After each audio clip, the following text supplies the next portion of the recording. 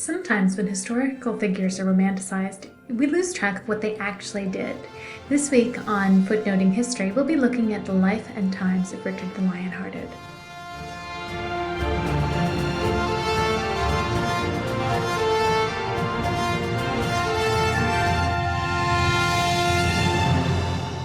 Every year, when I was growing up, my parents brought me to King Richard's Fair. I won't say that going to this fair had anything to do with me becoming a medieval historian. It didn't. But it did give me an idea of what King Richard the Lionhearted was like. In short, he seemed to be one of the greatest kings ever, presiding as he did over this marvelous day of shops, food, and fighting. This opinion of him was confirmed at the end of every Robin Hood movie I saw, where King Richard returned to England, and all of a sudden things were okay again. Although ideas about who he was were different, this absurdly positive opinion of Richard may actually have been common in the Middle Ages, and for much of the period that followed. As a warrior king, Richard seemed to offer much of what their society valued. More recently, scholarly opinion has swung rather too far in the opposite direction, and Richard is more commonly believed to be, in the words of Bishop Stubbs, a bad son, a bad husband, a selfish ruler, and a vicious man. According to James Brundage, Richard was certainly one of the worst rulers England ever had. Judged by modern standards, Richard was a pretty bad king, though I think it's a bit of a stretch to label him the worst. Richard spent less than 6 months of his 10-year reign in England, and he left the country with a vast amount of debt that would drown his unfortunate and much-hated brother, King John. But is it really fair to judge him by our standards? I would argue that to do so is unfair, and ultimately bound to lead to an inaccurate picture of this king. Richard was the third son of Henry II, one of our favorite kings here at Footnoting History. The eldest son, William, died as a child. The second, Henry the young king, also predeceased their father, though only after he had been anointed and rebelled against the king. And so the crown fell to Richard. Originally, therefore, Richard had not thought to become king of England. Instead, he was meant to be the ruler of Aquitaine, and had been named as the duke and ruled it for a number of years prior to his brother's death. I would argue that this experience had a real impact on how he ruled once he came to power. First of all, it made him closer to his mother than he might otherwise have been. Aquitaine had been her home, and Richard her favorite son. So for all of his valor on the battlefield, Richard always remained a mama's boy and respected the counsel he received from Eleanor. The extravagant court culture in Aquitaine may also have encouraged Richard's profligate spending once he became king. Finally, the future king's time in Aquitaine also caused him to see his possessions on the continent as an important part of his inheritance. These lands were also more at risk to the acquisitive French king Philip Augustus. It's not surprising, therefore, that Richard spent a significant portion of his reign as King of England in the battlefields of France. What might be more difficult to understand from a modern perspective is the money that Richard spent on Crusade. Why, we might ask, would a man who had so much to defend at home decide to spend years of his life traveling to the Levant to rescue Jerusalem? For his detractors, it's possible to argue that Richard was simply a bloodthirsty individual who sought a greater challenge and glory on Crusade. Others have argued that he preferred the company of men, and that the long sojourn away from the women of his life might have appealed. There is, however, little evidence of the king's sexual inclinations, and he was joined by his bride Berengaria while on crusade. These perspectives are unfair. Many of those who went on crusade were genuinely pious and believed that they were doing the work of God.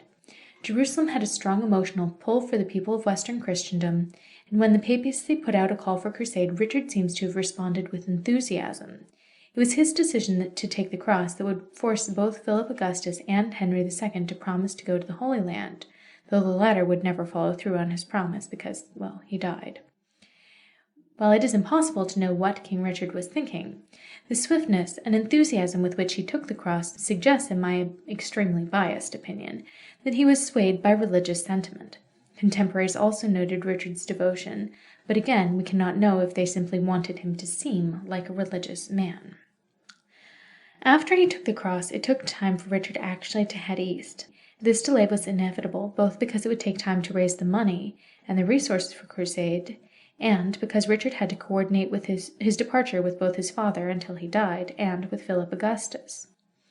After Henry died, in July of 1189, Richard repaired to England, where he had an elaborate coronation. He then spent the next 4 months on the island raising money for the Crusade. The king used a number of strategies to squeeze England for all it was worth. Taxes took time to collect, so they were not the ideal instrument to raise funds. Instead, Richard imprisoned some of his father's advisors, famously Ranulph Glanville, and demanded payments from them for their release. He also sold offices, town charters, and parts of the royal domain. Although these measures were not an ideal way to set up a government, especially one that would have to remain strong in the absence of the king, they did allow him to accumulate the resources necessary for travel to the Holy Land. Richard did receive censure for these actions from contemporaries, but some, including William of Newborough, saw that the king had greater plans than he was given credit for. According to William, he was supposed to care little for the kingdom because he divided it or disposed of it in such a manner. But afterwards it was clearly seen with what subtle craft he had done or feigned in order that he might drain the bags of all those who seemed rich. Others looked at Richard's attempts to raise money in a somewhat more severe light.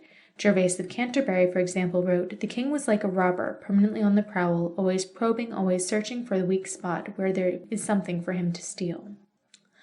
On December 5, 1189, Richard left England. He then made a treaty with Philip Augustus, whereby each one of them promised to protect the other's lands while he was away and to split their conquests in the Levant. Even so, it wasn't until July 1190 that Richard was finally ready to set sail for the Holy Land. Richard and Philip Augustus led the first expedition to Palestine by sea. The decision to travel by sea meant that they could arrive much faster, but it would also be considerably more expensive, and must have been a difficult decision on a personal level for the English king, who suffered from severe seasickness. For all of his initial enthusiasm for Crusade, Richard made a leisurely journey to Messina, where he rendezvoused with the French king. He entered Messina with such pomp and ceremony that, according to the Itinerarium Peregrinorum, the common folk talked among themselves about his great magnificence, which left them stunned. The rulers of the city were somewhat less pleased at the arrival of this ostentatious foreign king. They were even more disgruntled when Richard demanded that Tancred, the ruler of the city, give Richard's sister Joan, who was the widow of the king of Sicily, her dower, and furthermore that he should give Richard the money that the deceased king had bequeathed to Henry II. The dispute got out of hand, and Richard soon went to war and captured the city. He then relinquished his claims to Messina and to Joan's dower, and returned the plunder his men had taken in exchange for 40,000 ounces of gold. The English king spent the winter in Messina, distributing money liberally before continuing on his journey. Once they left, the English fleet was plagued by storms. Despite the king's careful arrangement of his forces, 3 of his ships got separated from the rest, and 2 of them crashed into Cyprus, where their surviving sailors were robbed and abused by Isaac, the emperor of the island. When Richard heard what had happened, he stormed to Cyprus and captured it with the help of King Guy of Jerusalem. Ever pragmatic and in search of more funds, Richard sold the island to the Templars, who would be better able to hold it than he. Thereafter, Richard completed his journey and arrived at Acre to aid the siege of that city, which had been in progress for nearly 2 years. Soon after the arrival of the English king, the city capitulated, after receiving assurances from Richard and Philip Augustus that the inhabitants would not be killed. In return, they promised that Saladin would return the shard of the true cross which he had captured, pay a ransom, and exchange prisoners. The 2 kings then divided the city between themselves, thereby irritating those who had been engaged in the city far longer than they had. Richard would soon return home, bequeathing his half of the cities and his prisoners to Conrad, who had ruled Tyre and had designs on becoming the king of Jerusalem. Philip's departure left Richard in command of the crusading troops. When the time for Saladin to fulfill the end of his treaty had expired, and the Sultan had not given the king what he promised, Richard slaughtered all of his prisoners in one of his most criticized acts. Here we see the behavior of an impatient and brutal yet pragmatic man. Richard wanted to keep his troops on the move, but he knew that he could not do so while he was holding so many hostages. Therefore, when Saladin was late in making his payment, Richard was left with 2 choices. He could wait for Saladin while continuing to feed and guard his captives, or he could kill them and depart. Although breaking his bargain with the prisoners would be seen as a breach of the chivalric code, indeed there were many contemporaries who saw his actions that way, Richard likely believed that his decision was justified by Saladin's inaction. By killing the garrison, moreover, Richard made it more difficult for his foe to hold on to Ascalon in the face of Richard's onslaught, because Saladin's soldiers remembered the fate of their contemporaries at Acre, and were therefore reluctant to find themselves in the same position. Once the prisoners were disposed of, Richard continued his conquest by marching his troops down the coast to Jaffa, where his men might be protected and supplied by his fleet. It was perhaps the support which made Richard's troops so successful in battle against Saladin's host at Arsuf. Once they reached Jaffa, there was a debate about what to do. While many wanted to proceed to Jerusalem, thus fulfilling their crusading vows, which required them to free that city, not construct a defensible kingdom in the Holy Land, Richard wanted to go to Ascalon, because he knew that possession of that city would make it easier to hold on to Jerusalem. And here we see hints of a king with considerable foresight and strategic aptitude, but also one with a certain amount of flexibility, because in the end he deferred to his advisors who insisted on going to Jerusalem. By January, the army would be forced to turn back, because it was clear that it would be impossible to take the city. The army then rebuilt Ascalon, largely at the King of England's expense and design. Meanwhile, Richard attempted to soothe the hurt feelings of the troops who were unhappy with the decision to abandon the attack on Jerusalem. He also forged a peace between the Pisans and Genoese who had been fighting in Acre. Finally, in April 1192, the prior of Hereford arrived and informed Richard that his country was in danger. The next day, Richard announced his decision to leave the Holy Land and allowed Conrad to be selected as the new king of Jerusalem. Before he could be crowned, however, Conrad was murdered by 2 assassins, an assassination which Richard was actually often blamed for, and Henry of Champagne, who was nephew to both Richard and Philip Augustus, was elected to take his place. Following these events, Richard announced his intention to remain in Levant until the following Easter. This decision suggests that he really was torn about where his loyalties lay. Should he stay in defense of the Holy Land, thereby fulfilling his vow, or should he go home and make sure that he would have a kingdom to return to? In the end, he made one last attempt to capture Jerusalem, but was once again forced to call off the attack before even besieging the city. According to the chronicles, Richard refused to ever set his eyes upon the city he would never capture. Had he lived longer, many believed he would have returned to the Holy Land to fulfill his crusading vow, but that would never happen. Richard soon began his preparations to return home, but before he left, Saladin attacked Jaffa and nearly succeeded in capturing the city. Richard orchestrated a daring amphibious assault on the forces besieging the city and rescued it. After his success, he was able to make a truce with Saladin, which would last for 3 years, an interval likely chosen to allow the king to set his affairs right at home and then return to the front.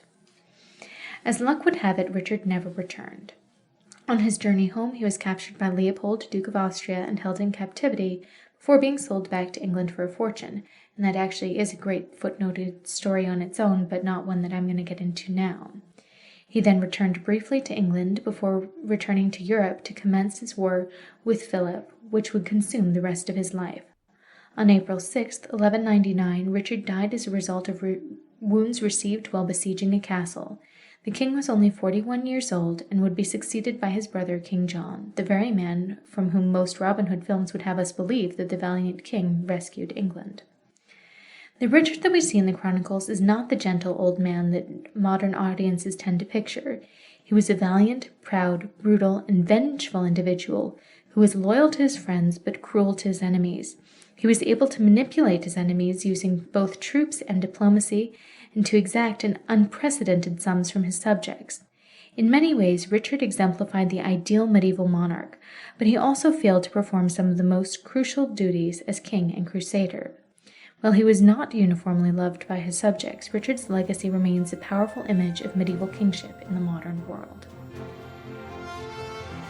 This has been Footnoting History. If you like the podcast, be sure to visit our website, footnotinghistory.com, where you can find links to further reading suggestions related to this week's episode, as well as a calendar of upcoming podcasts. You can also like us on Facebook, and follow us on Twitter at History Footnote. Until next time, remember, the best stories are always in the footnotes. See you next week!